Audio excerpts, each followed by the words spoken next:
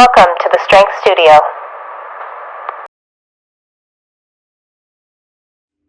We ready? Ready? My camera ready? Nora, your camera ready? Is Nora? I think I need a haircut if I'm going to be continue being on set over here. Wait, where's our chart? No.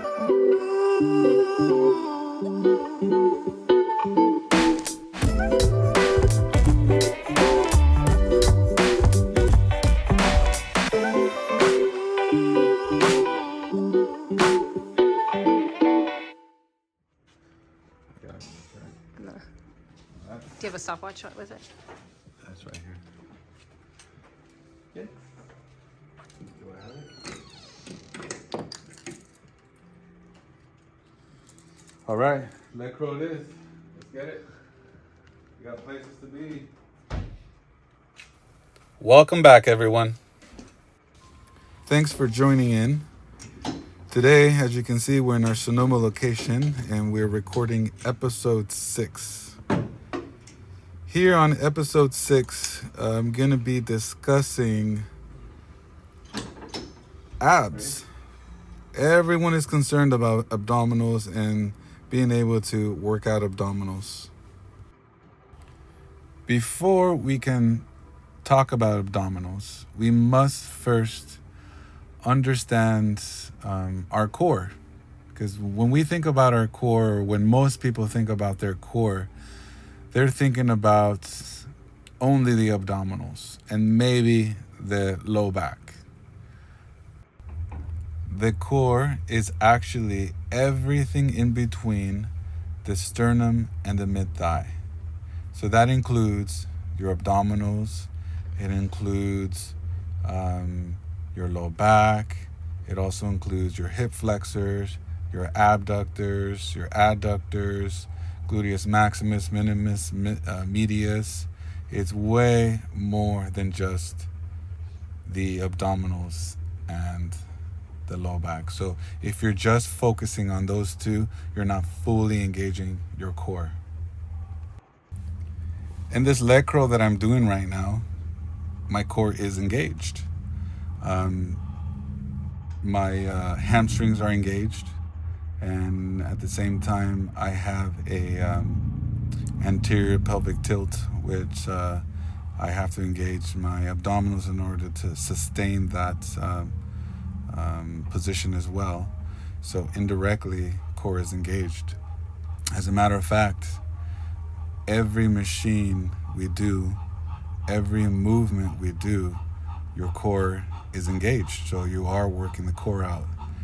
And that's why we believe here in our studio, we don't really believe in isolating just the abdominals unless there's a specific reason, but we can get a core workout indirectly. Actually, the only need for working the abdominals out is psychological. It's so ingrained in our system that we need to do crunches or get the abs involved in order to work them out.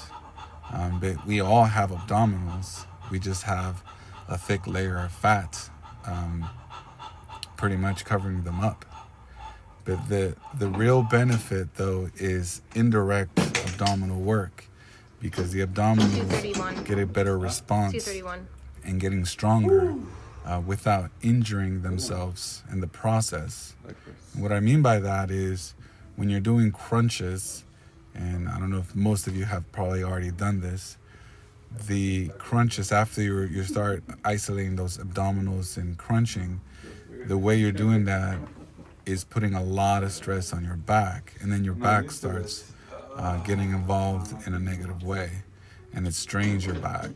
So that's why I'm not a believer in abdominals, because the way the core is isolated, there's no real good machine that will isolate them in a way that your lower back doesn't get involved in a negative way. On this leg press machine, notice that the movement I'm doing is I'm extending my hips and also extending my knees. And that's the anatomical movement that's going on here while I'm pressing that platform forward. During this process, my abdominals are actually engaged indirectly, first of all, to sustain that stability, always sustain the stability. My glutes are engaged here. 80% of the work is being done by the glutes, and that is huge because the glutes are one of the biggest contributors to supporting your low back. So if you have strong glutes, you're going to have support in your low back as well. I actually had a client the other day tell me after we were done with the leg press how much she actually felt that exercise on the abdominal region, how her abs were engaged. And I told her exactly that, every exercise we do here, we get our core involved. It's literally like a core strengthening exercise program as well, because everything we're doing is really engaging that, whether it be directly or indirectly. So I was kind of impressed that she could actually feel that, and she was that in tune with her body to feel that. Because typically, when you are not, 149. let me rephrase that. Typically, when you are atrophied or when a muscle is atrophied, you actually are more insensitive in the sense of you don't really feel that muscle. So even though you're engaging it, you're not feeling it. So when you start developing that muscle, you actually start feeling it more and becomes more sensitive. So for example, on that leg press machine, the even though your whole lower body is engaged, and even though 80% of the work is being done by the glutes, you feel it the majority on the quadriceps. And that's because the quadriceps are one of the most sensitive muscles we have, and also mostly developed because that's what we're using a lot when we're walking. And and also your calves. That's why they really feel the intensity and the burn of the exercise more than a lot of muscles. But the glutes on that leg press are very insensitive, so you don't really feel it much in the glutes, even though that you are engaging them the most on that exercise. But here on the adductor here, this is one of the exercises. When I'm pulling my legs in very slowly, my abdominals are engaged. This is more of a direct, right? Your adductors and your abs are engaged because when I squeeze here, I'm also squeezing my abdominals. When I slowly turn it around, I'm disengaging the abs a little bit. They're still engaged, but I'm not purposely tightening them. So I'm kind of letting them relax and allowing my low back to kind of arch a little bit. And so when I bring it in again, I engage the abdominals as well, because my lumbar, you can't really see it because it's so subtle. It's actually flexing as it comes in. That's why in this exercise, we don't have a belt. So you'll notice that most of these exercises that we have either have a belt or don't, right? The belt, the purpose of the belt is to arrest reactionary force. So meaning on this exercise, as I'm pulling in, it's actually pushing my bottom back. And on the sister of this one, the abductor, it does the opposite. As you're pushing the legs out, your hips are, the mechanics is the hips are pushed forward. So we need a belt to hold you in place. Yeah, that's a good movement there. So absolutely, properly engineered machines or design machines are a big plus here. They make the biggest difference. You're able to really isolate the muscles that you need to isolate. But, I'm gonna let this run a little bit, and I think I'm gonna talk here for a little bit.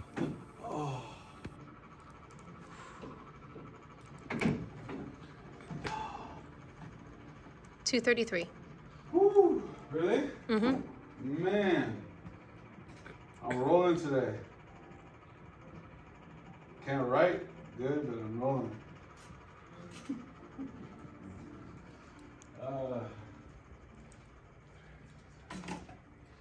I don't know how these reality TV people do it. Wait, this is not set yet. The constant camera on you. Whatever they do.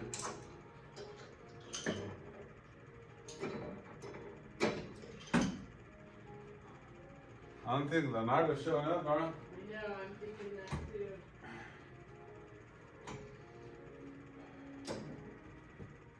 You want to put me to the last exercises? Nora? Yeah. Nora, Hector's asking if you want to train him on these. Oh. Oh. Yeah, after I answer. Thank you for calling the strength studio. This is Nora. How can I help you?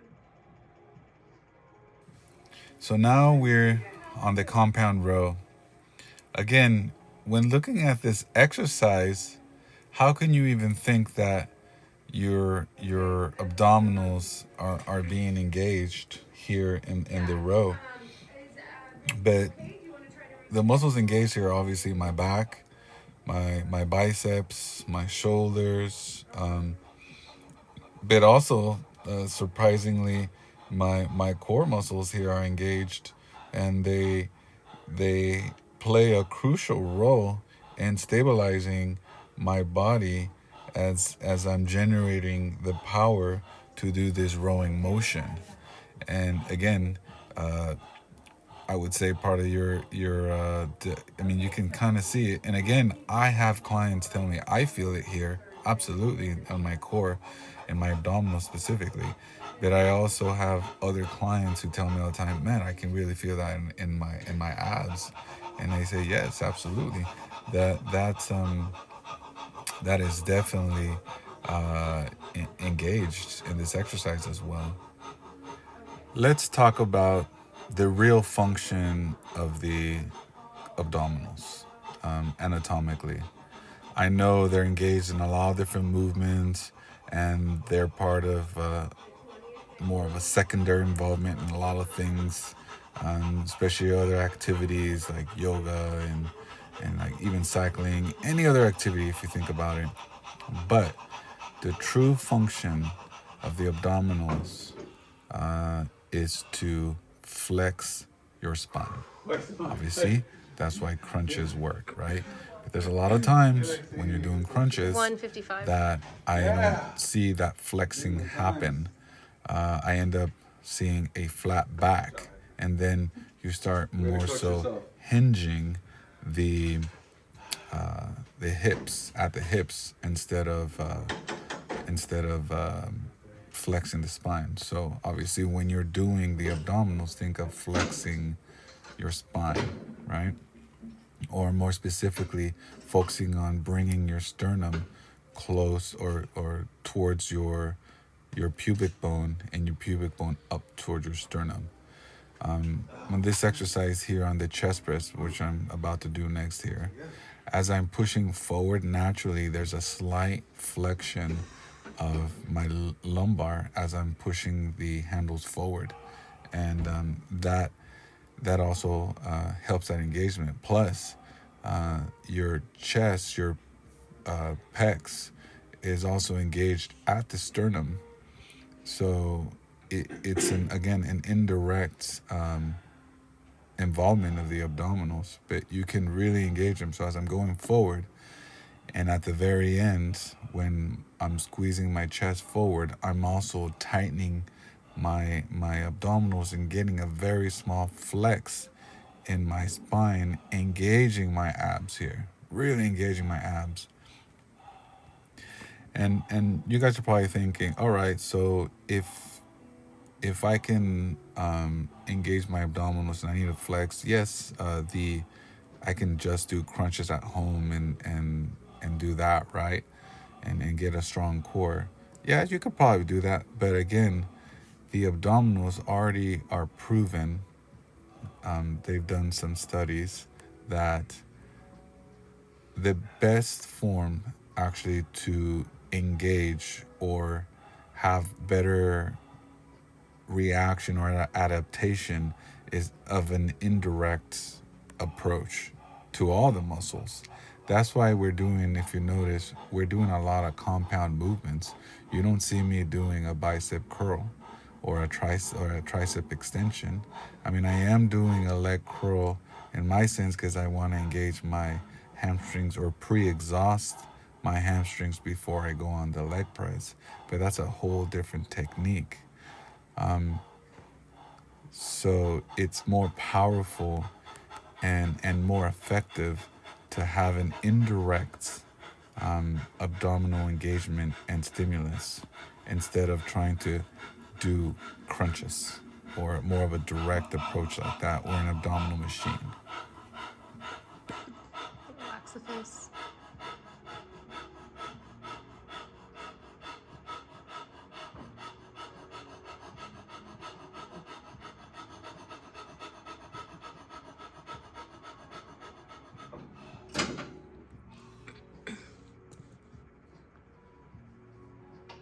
$223. Huh? $223. Yeah!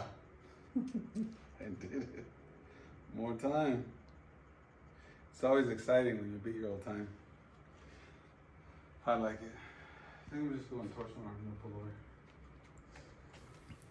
This next exercise I'm about to do is the torso arm pull down. Now this is one of my favorites because no matter if you're trying to engage your abdominals or not on this exercise, it's an automatic. You can't not engage your abdominals here. Any kind of overhead pull down exercise, automatically abdominals are engaged, and that's just part of their involvement here. I see this exercise as the upper body leg press because it works the majority of the muscles engaged there. So right here, and also on this one, you'll notice that I'm really gonna do a flexion at the bottom. So I'm gonna add an abdominal crunch at the same time. So here you go. Watch this here. As I'm pulling down, I'm leaning forward, and then here, look at this. You get your crunch. Now, the resistance is engaged. It's coming down from my arms, right? Imagine if the back pad was the floor, I would need resistance coming down on my chest in order to create some good resistance for my abdominals. But as you do that, you're putting a lot of stress in your low back. So yes, you can do sit-ups, but eventually your body adapts to that movement, and then it becomes not so effective because you need to add another kind of stimulus to create change, and that stimulus has to be more weight or more resistance. But when you start adding more speed, more weights in those vulnerable positions, I mean, it's a recipe for disaster, and the most likelihood is that you're going to get injured or strain your back and things of that nature. So that's what we're trying to avoid. Oh.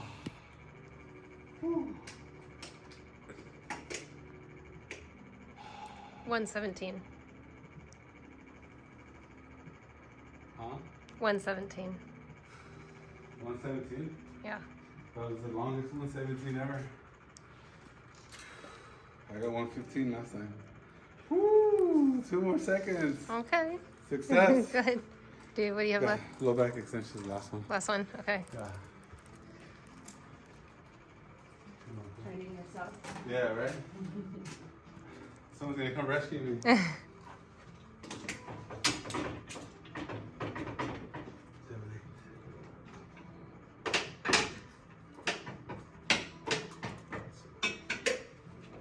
Oh, this is luxury right here. What's your weight? 120, 128? 128, yes. Oh, luxury when you have a client that A trainer, you mean? Alright, squeezing your hips back. You good? You feel like you want it a little tighter? Most clients freak out when you go down on that.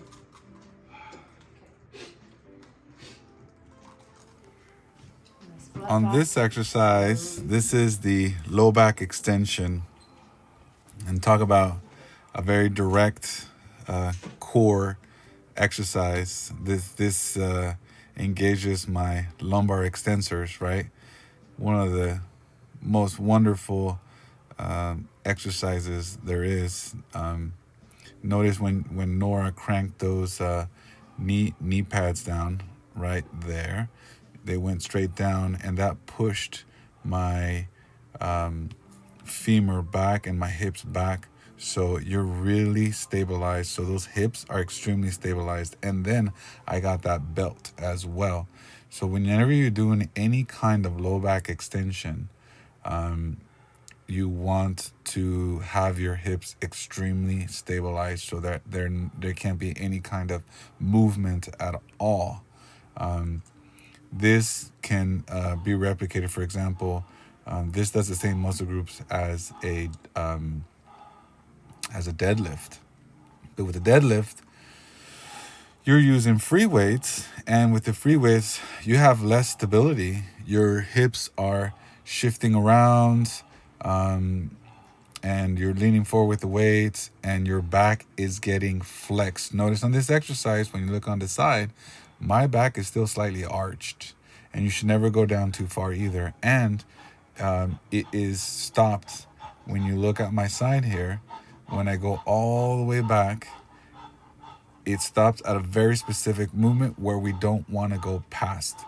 So that whole scorpion movement is not good for your lumbar, because then you start wedging your vertebrae.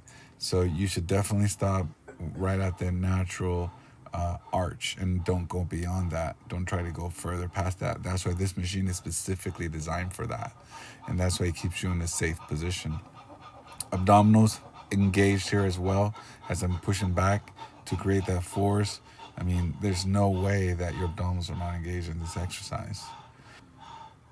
I really want to thank you for joining me and watching these videos, and a big thanks to all the clients who have commented and reached out to me. I really appreciate it, and I appreciate all the support you guys are giving us.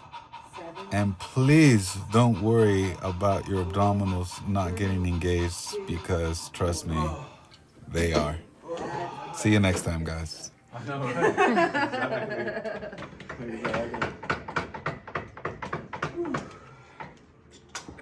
You still have the time on the watch, Nora? Yes. Let me see it on the screen roll. 2:36. All right. Woo. Not bad. Oh man, my back burns. Ooh. That helps good with the erectors on that. Yeah. How did I do? You did great. You actually had a 30-second almost increase from last week, so almost a full extra rep. Well, last week I almost felt like I was gonna vomit. I was like holding it in. Vaughn was like, "Come on, you got this." Not like, Vaughn, David. Oh, it was David. Yeah. Like, come on. I was like, I feel like I'm gonna fart. Because you're too late now. You're in it already. I was like, oh man, I really can't make it. But I made it, luckily. But that's why I don't think my number last time was that good. Yeah. But it was good. So I just saw right there a little bit of a difference on how luxurious it is when you have someone setting up your machines and coaching you through it. It actually takes your mindset away from you training yourself, and you're able to relax more, and you're able to actually go deeper and focus more when you kind of let go and you're just there doing the work. But I guess I earned my water with everybody instead of walking and pausing in the middle. My little water, my water toast. See you guys. Thanks for joining. See you guys next time.